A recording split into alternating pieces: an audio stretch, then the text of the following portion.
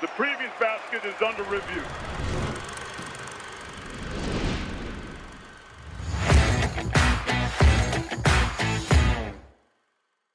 Special edition podcast today. We've got 4 Richmond basketball legends in their own ways coming together for the show. Chris Mooney, the head coach, the longtime head coach of the Spiders, had a really unique offseason because 3 of his former players got head coaching jobs in one cycle. We have Zach Chu, the new head coach at Radford, Kevin Hovde, the new head coach at Columbia, and Dan Geriot, now at Iona. Pretty unique, pretty cool, and to see one's coaching tree expand that quickly in one cycle had to have been pretty fun. So I guess, Coach, number one, congratulations, and congratulations to all of you guys. For you, Coach Mooney, I guess where I would start is, I know when you played at Princeton, it was like an unbelievable environment that was like producing future head coaches left and right. I guess as you were envisioning your program at Richmond when you first got the job, how important was creating an environment like that to you? And I guess how cool is it now to see that come to fruition? Yeah, thanks very much, Kevin. Well, I think that that's not necessarily the goal as you start out.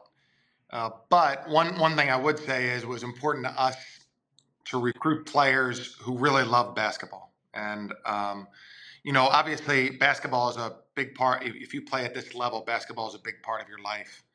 But do you really love basketball? Are you into how the competition of it, the strategy of it, all of the things that go into being a successful player, and then even moreover, being a successful coach? And so I think, for me, I'm thrilled and so happy for these guys. And it feels great to see them, begin to see them in their head coaching careers. They were all, I feel like all of them had an interest in coaching and loved basketball more than anything. And, it's just great to see them at a young age here being able to take over and have their programs, and really anxious to see how it goes. Yeah, I guess for the 3 of you, and we'll start with Zach. I guess, how early did you know that coaching was a likely career path for you, a potential career path for you, and how much did your time at Richmond with Coach Mooney kind of set you on that path?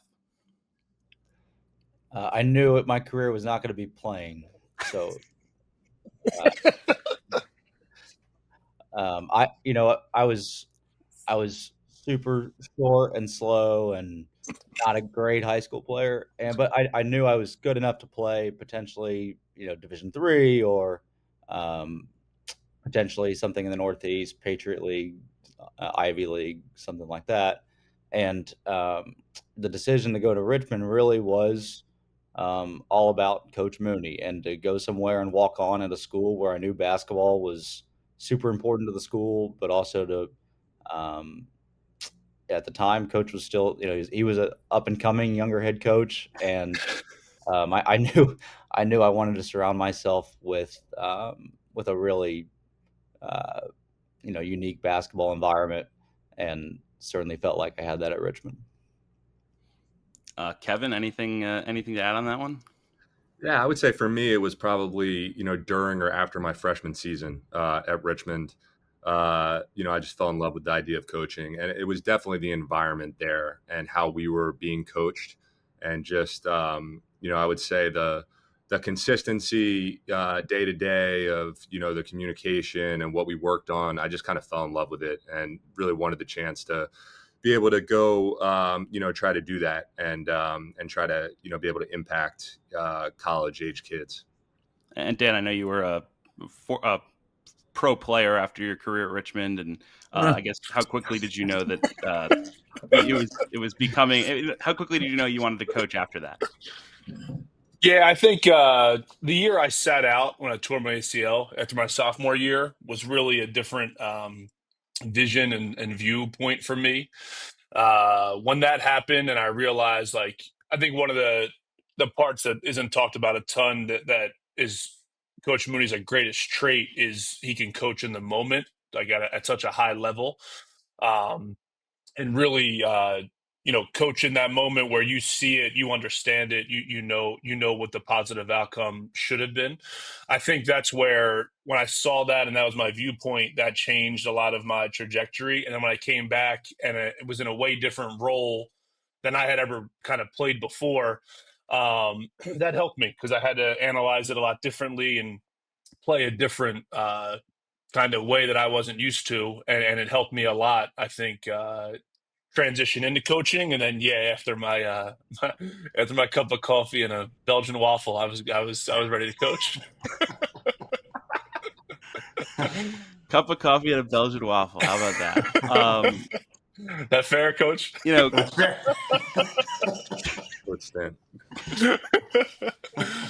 Coach Moon, I imagine that one of the great parts of being at a program for 2 decades, the way you have, is to see so many different alums and have them be able to come back to the program, and obviously basketball coaches, non-basketball coaches, the like. I guess for you, can you talk through what building something like that looks like, especially in this day and age, and what you've been able to do to keep the Spider family together? Yeah, well, I hope it can continue. There are challenges to that for sure in this day and age. I think when these guys played, not that transferring didn't exist, but more your mindset was that you were thinking about the next season and your role and what you were going to major in and those kinds of things. So I hope it can continue. I think that's been our greatest strength. We've really tried to.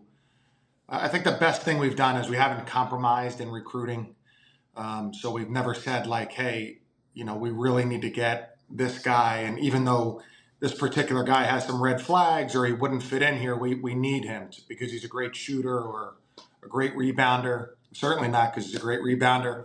And we've never compromised and done that. And I think if, the support staff that we've had, which has been consistent and, and terrific, the coaches we've been able to have, I always feel like I just want them to care about the players that are there, and that, on the court is a little bit different than off the court, but we just want them to care about the players. And I feel like that's why we've had success in terms of guys enjoying their time at Richmond or wanting to be part of it.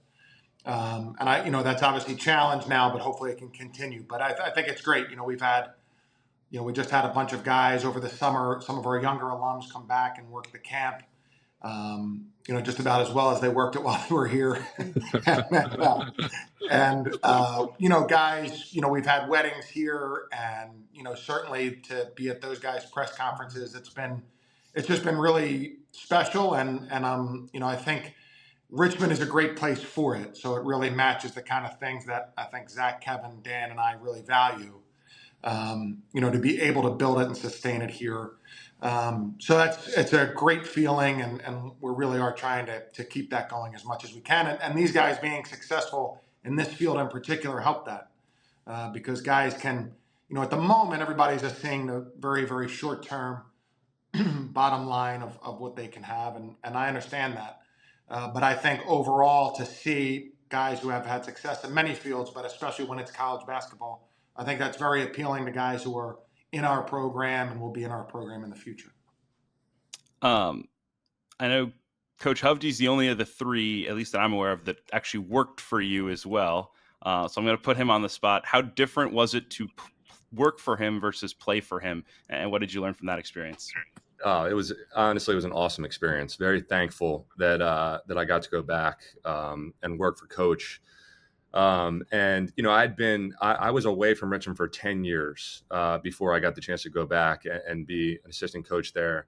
But that was a great experience. I was only there for 1 year before going down to Florida, but it was amazing, to get kind of refreshed really on everything that Richmond was about. And obviously it's a place that's such a huge part of me and I love so much. And to get to come back and be a part of it again was amazing. And that year we capped off the season, won the A10 championship and won a game in the NCAA tournament, which, made it that much sweeter. But really going back, like it was awesome just to be back to work for Coach, get to learn from him in that environment.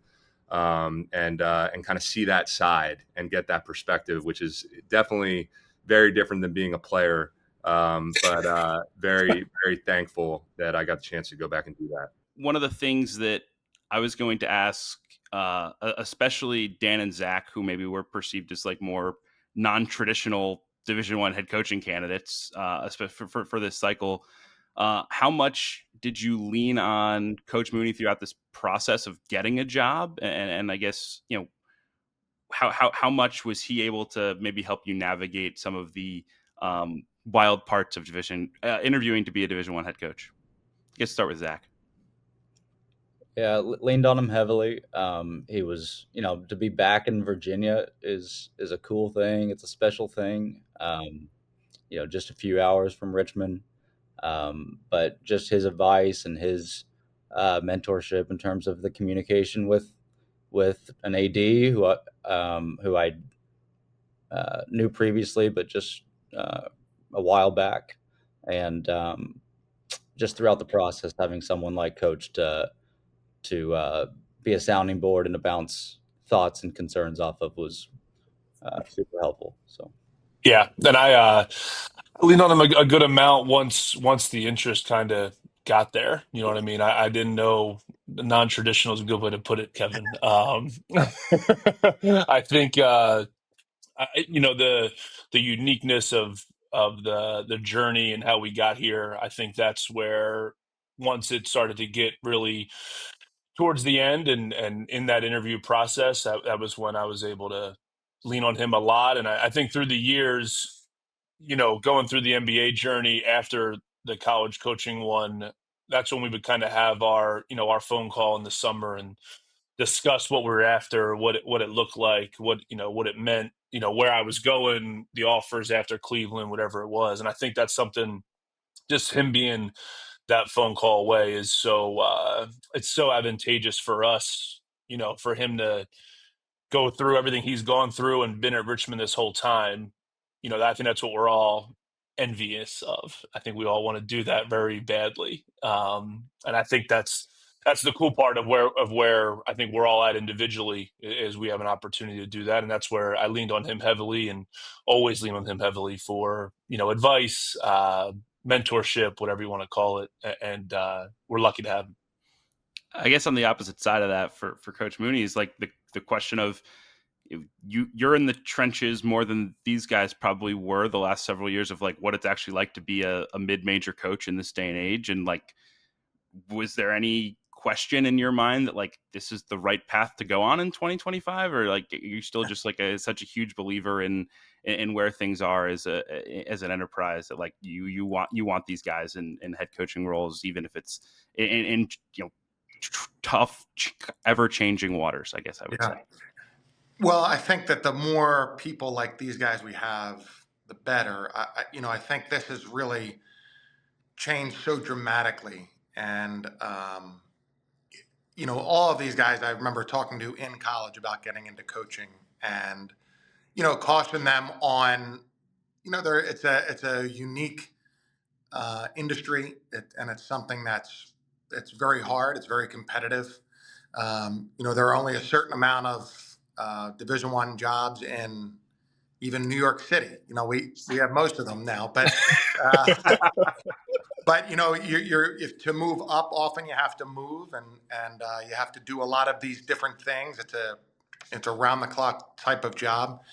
So, but I would say I think it's great that we have these guys in here because what I think this has all happened so fast. We're probably missing a fair amount of common sense on this, on how it's changed so dramatically. And I think for three smart guys who have seen the NBA, have seen basketball from all different levels. Kevin have been at the very highest level, and Zach and Dan in the NBA. I think you get a little bit more of a sense of there's some common sense things here that should be applied, whether that's in their own programs and recruiting and how they run their program, or eventually when they have a bigger and bigger voice in college basketball. Because I think that's what's probably, that seems to be the most element that's missing, or that's the element that's missing the most. And so hopefully the more and more people, and these guys, for Zach and Dan especially, this is how they've known college basketball for the most part. So maybe they're not quite as offended by it as I am, or shocked by it as I am, and they can embrace it and do really well in their programs. But they do have more common sense, and they've come from an area where there's collective bargaining, and um, there's equal weight in the sides, and things like that we're probably missing right now in college basketball. So I think it's positive overall for the sport that there are three more head coaches who are very smart, have different backgrounds, and can have a positive impact. I think one of the fascinating questions, given the backgrounds of all the people on this group, is sort of the future of Princeton offense, right? Like you've obviously run it and had a lot of success, Coach Mooney. Like these three guys have been a part of like the I would say probably forward thinking organizations either in college or pro basketball. I guess from your perspective, and then all these guys as well, like. What does the future of that look like? What does it look like in your programs individually? I know we were talking off air about it a little bit, Zach and Kevin. I guess starting with you, Coach Mooney, what are your thoughts on what that looks like in today's modern game? Yeah, I think we would usually call it the way we play, and I think that you see it everywhere now. The things. When I played in college, we would be on 2 or 3 times on television in a year, and obviously we're generally playing North Carolina State or someone great, and naturally we're gonna have a control the tempo a little bit in those games. But when we practiced and when we played, and former players came back, we played with more tempo and pace, and so it's not all that unique to me. And I see a lot of the NBA teams play much more the style now that I played in college. Mostly with the personnel, that there's not quite as much of a power forward, that the court is so spread out, that cutting has really become a really signature element of NBA games. I think the way I defer to Zach, just the way they evaluate it, the way they coach it and teach it, it's much more involved. Everybody who can handle the ball, dribble, pass, and shoot. These are the things that I played in, and that we've always done here. And we've had, since it's been so long, we've had the biggest team in the league, the smallest team, the fastest team, the slow. And so we've been able to, or we have had to try to adapt what we're trying to do. But the principles of having skillful players who make decisions, and they're coached to make those decisions at a high rate, and guys who play unselfishly and play together. Those things are the staples.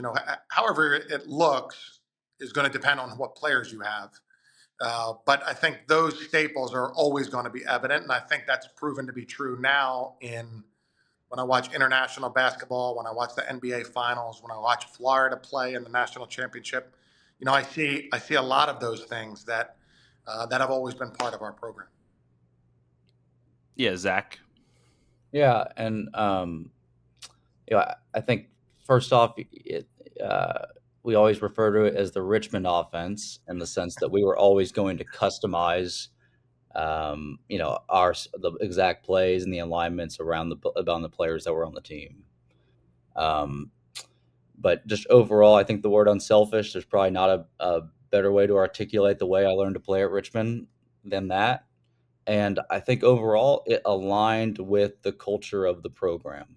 We had always super high character, high quality guys on our teams. Countless stories, Coach alluded to it, of recruits that would come in and they would spend 24 hours or so with the team, and very obviously just didn't fit culturally, even if they were great scorers or rebounders, and we simply didn't take them. And if there's anything that I learned at Richmond, it's the value of that kind of culture. Culture isn't something that you can just write on your locker room wall. It's actually something that has to do with the people in the program. And so, starting off as a head coach, that has certainly been something we have focused on here. That in order to attract high quality, high character players, you have to start with those. And so going back to the style of play, I think it being the most unselfish team, in our league, or as unselfish as we can to play very similar to Richmond, is vitally important just to align those concepts. When I was in the NBA, it was all about leading the league in passes. I worked for a coach in the NBA who had a very similar ideology that we were going to play with the pass. That although it's such a guard dominant game now, that guards had to trust the idea that they were going to get off the ball and trust that at some point the ball would come back to them. And when you think about the actions and the concepts that we played with at Richmond, it really revolved around that, whether a guard was passing and cutting or passing and screening off the ball. And so it's something we will certainly emphasize and play through at Radford. Kevin, I guess, is it hard to coach that style in this day and age? Like, is it easy to get through to guys that like passing is so important? No, I don't think so. I think one of the biggest benefits of all the things that I learned at Richmond as a player and coach is it really prepares you to coach any style. That's how I really feel. And, as an example, when I got out of college and got into coaching at my stops at Columbia and the University of San Francisco, we were playing a similar style to Richmond, or trying to. That's really how we played at Columbia. And then the first couple of years when we went out there, and we kind of morphed based on our personnel and who we could recruit into more of like a 3-out, 2-in ball screen motion style, really copying what Gonzaga was doing is really kind of the reason. And that's, again, how we played at Florida. But, I think being my experience at Richmond and learning, college basketball that way was incredibly valuable, because even trying to teach the concepts and the different parts of the offense at Florida, everything was going back to the things that I learned at Richmond, as far as, how you go set a screen, how you cut, all those things went back to the things that I learned. So, I think it's the Richmond style, the way that we play, as Coach Mooney said, is it's an incredible way to play, and it's an incredible way to learn how to coach, because you really learn how to teach the different parts of the game at such a high level. Yeah, I guess, to bring it home, Dan, I guess your thoughts on that, and how you maybe incorporated some of those stylistic things into your initial build at Iona. Yeah, I mean, I think, when I got to the NBA, I think everyone was trying to figure out, like, how do we play off ball? How do we screen better? And I was kind of laughing because I was like, how do you play on the ball? what does that mean? So I think the big deal, I think everyone was trying to emulate. Like, if you look at our, and this is dating ourselves, but the 2010 and 2011 teams or practices, like, that's kind of what the NBA started to look like. With the movement, the cutting, the screening for each other. And like Zach alluded to, a lot of it comes down to, like, you have to have unselfish people. You have to have people that really care about each other, or even like want to care about each other. I think that was a big deal. Even as I got into college here, that was one thing we pretty much held the line on, where it was the people we brought in here. Because it has to, if it doesn't mean something more to you, it's just not really Iona's not really the place for you, and I think that's how all of us feel about our programs, for sure. I think in our initial deal of how we want to play and how it looks like, I think that the key to all this and everything we're talking about is, like, how are you creating those habits of unselfishness? And on the other part, Coach Mooney never talks about it, but a lot of us got a lot better while we were at Richmond. We developed in a different way, and it's because we can all dribble and pass. And I think we did that every day. And to me, like, that's player development. How are you improving in those skills every single day? Shooting, again, comes and goes, and certain guys can level up. Certain guys just have their standard of what they are, and certain guys, got to be able to dribble and pass better. So I think the big thing for what we did, I thought at Richmond, was everyone learned how that kind of went in sync. And I think we tried in the NBA all the time. In Cleveland, every year you're playing the Warriors when I first start out, and they're doing it at a high clip. You're trying to emulate it as a style you can get to, in certain lineups and certain parts of the game.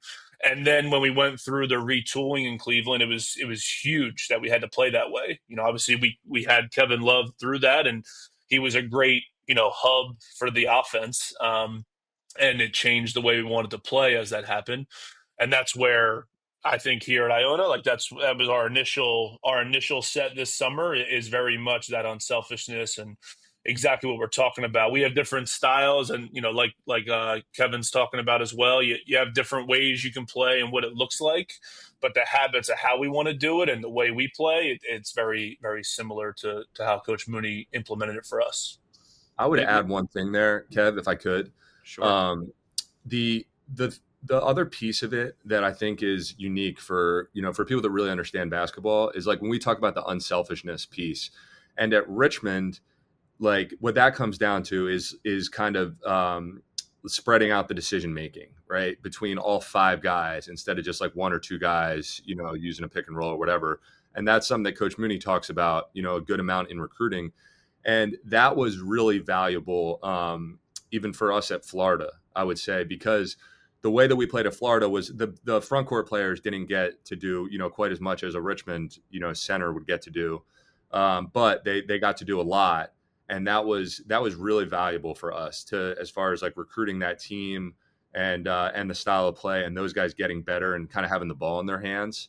And that really goes back to Richmond, as far as being able to talk about the decision-making piece. Obviously the guards have to be able to do it, but specifically for the front court, I just think that's where Richmond was so far ahead of the game when we were players and in Coach Mooney's time there.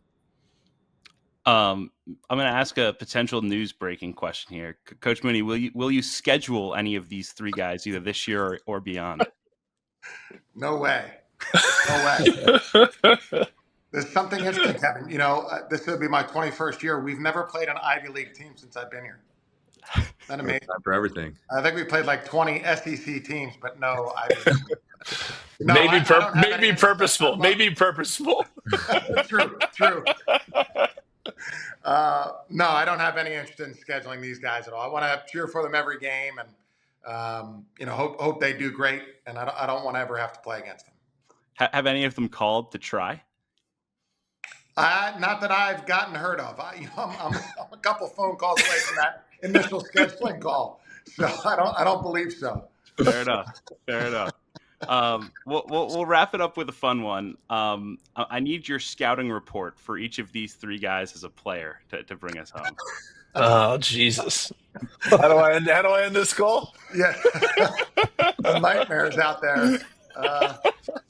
All right, I'll start with, I'll go age-wise. Zach's the youngest. So Zach was a very good shooter, a very good passer. He had cleverness in his game.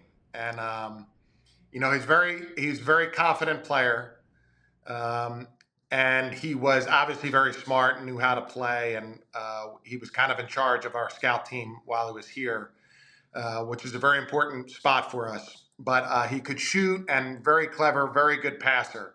He's not blessed with the greatest physical tools that I've ever seen, but very clever, very good passer. A little bit, as Coach Carrillo used to say, falls in love with his passing a little bit. But certainly it was an impressive trait. Kevin was, really a self-made player. Worked extremely, extremely hard. Had, I would say now guys have, because of trainers and things like that, there's a little bit more of an understanding of how to go about your own workout. I would say when Kevin was here, that was a little bit newer, but he had very much a workout routine, very dedicated to it. He could really have a good understanding of overall of what's going on to play. We used to play a matchup zone, and he may be the reason we don't play it anymore, because he could he could really pick it apart. But yeah, I would say just very good player, very sound, heads up, knew how to play, and played at Richmond and did well for us. Dan was a really important guy that we recruited early on.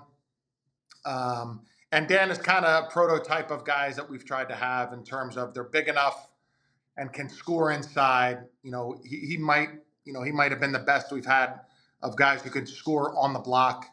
And he did it in his own way. He's very, very deliberate, great fakes.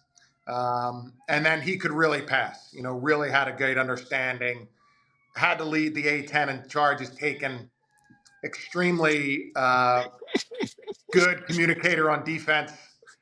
And could really play very well and make us play very well. Well, that's big time. I shouldn't let the guys leave without their own thoughts. So how has Coach grown as a coach from when you were playing for him to now? You want me to start that one off? Sure. Yeah, you worked for him. Yeah. Well, yeah, I did. Yeah. So I have a different perspective. I mean, it's I always say we've talked about the great things about Richmond, especially culturally, and not compromising on in recruiting about the type of guys that you bring in, and that I would say has always stayed really consistent, which is what makes Richmond basketball so special, as we've talked about. As a coach on the floor, when we were playing, I don't know, Coach, when you got the job at Richmond, you were 32 years old. I think so. Yeah. So, that's unbelievable, right? It's an amazing, Zach, I guess you're rivaling that. What are you, 33? 32. You're all right. There you go. So same age as Zach. Back then, I just think we were, and where the program was when Dan and I got there, in Coach's second year, and that year we struggled, right? We won 8 games, and so we were kind of trying to establish a culture and that stuff. So the practices were really hard, and there was a high level of accountability, I would say, on everything. And a lot of that stayed the same, but I think he has a little bit of a different way in communicating with guys now, and has just kind of evolved as college basketball has evolved, and the things that are important to players now have changed a little bit. I would say the communication style, I don't want to use the word, I don't know, just a little bit more kind of in touch with who guys are today, I would say. That's good. Yeah, that's an evolution. So I think the crazy part of Coach's evolution is like in 2007, 8, 9, 10, 11, like the stuff we were doing, it was like way, way ahead of its time. The matchup zone, the way we were playing, the people we were recruiting, it like no one really and like to that point, it's still all these years later, when I talk to people, have friends, have people from different, multiple players from the same university, the connections we have are like so unique from Richmond. We still like do a lot of stuff together. We're still in group chats. We always make the effort for each other. I think it's because of like how he recruited us and how we played. I know it sounds kind of a wild bridge, but I really believe that. I think we were so fortunate to play that way and to think the game that way and understand how we were going to win and how we were going to take down all these, higher major teams, whatever you want to call it, and go to where we went to. And then the deal is like through the evolution, I just watch his teams every summer. In the NBA, we watched them every summer, offensively, defensively, because, the nuances of the game that he sees, feels, and can communicate. So, like, in the moment, I just think there's no one better in the country that does that. So, in my mind, that's how we always went to. When he changed certain styles to play differently and play certain guys at the elbow or play certain guys at the block, a lot of my mind was like, oh, wow, that's really eye-opening to me. And that's where, evolution-wise, like, we were playing what's the hot word? Positionless. We were playing positionless in 2008. You know what I mean? Like that's a pretty long time ago for what everyone's after now. And I think that's the key for the evolution has been that he was already so ahead of the curve. That's also why he's able to be at the same place for this long and have all the successes of all that Richmond basketball is now. That's the evolution. You know what I mean? That's how I've always seen it. We were fortunate to be, as Kevin's saying, we were fortunate to be there at the beginning, I think. But I think it was great for all of us to be there, really go through it, really have all the sweat equity that the whole program had, university had. I think that's the key to the evolution is how far ahead of it was and how he's been able to sustain it. As the